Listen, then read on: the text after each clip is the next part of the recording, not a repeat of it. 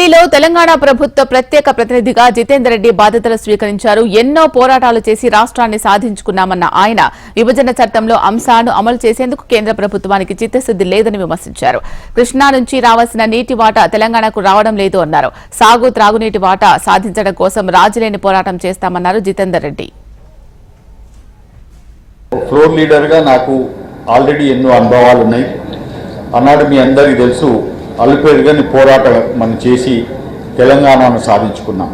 కుల మత భేదాలు లేకుండా అన్ని రకాలుగా అందరూ కూడా కష్టపడి నీళ్లు నిధులు నియామకాలు అనే పేరుతోటి ఆనాడు మనం అందరూ కూడా కష్టపడి తెలంగాణను సాధించుకున్నాం.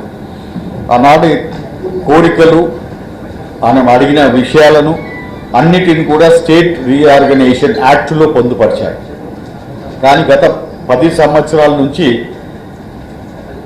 ఆ ప్రభుత్వానికి చిత్తశుద్ధి లేకుండా మనకు రావాల్సిన ప్రాజెక్ట్స్ ఏవైతున్నాయో, మనకు రావాల్సిన నీళ్ళు ఏవైతున్నాయో, మనకు రావాల్సిన నిధులు ఏవైతున్నాయో, మనకు రావాల్సిన నియామకాలు ఏవైతున్నాయో అవన్నింటి కూడా నెగ్లెక్ట్ చేసే సంగతి మీ అందరికి తెలిసింది. కుంటి పడిపోయింది. ముఖ్యంగా మన ఈ ఏపీ భవన్ని కూడా చూసుకుంటే ఏపీ భవన్ కూడా ఇవాళ జూన్ 2 10 సంవత్సరాలు అయినా కానీ ఇప్పటికి కూడా దాని డివిజన్ కూడా కాలని సంగతి మీ అందరికీ తెలుసు. అదేవిధంగా కేంద్రం నుంచి మనకు రావాల్సిన వాటా, కృష్ణా నదిలో రావాల్సిన వాటా ఇప్పటిదాకా కూడా వాళ్ళు తీర్చలేదు. అపెక్స్ బాడీలో ఆనాడు కేసీఆర్ గారు కూర్చొని 560 టీఎంసీలు రావాల్సిన పాలమూరు జిల్లాకు తెలంగాణకు వారు ఖాళీ 299 దానికే కుదించి అపెక్స్ బాడీలో ఒప్పుకున్న సంగతి మనకు తెలుసు. కాబట్టి ఆ నీళ్ళ వాటాను కూడా తీసుకురావాల్సిన బాధ్యత మాకుంది.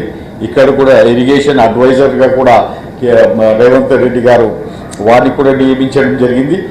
నీళ్ళ విషయంలో ఎక్కడ కూడా రాజీ లేకుండా ఏదైతుందో సాగునీరు తాగునీరు కోసము 100% సెంటర్ అండ్ స్టేట్ కోఆర్డినేట్ చేసి నీళ్లు తీసుకొచ్చే విధంగా మేము పనిచేస్తాం.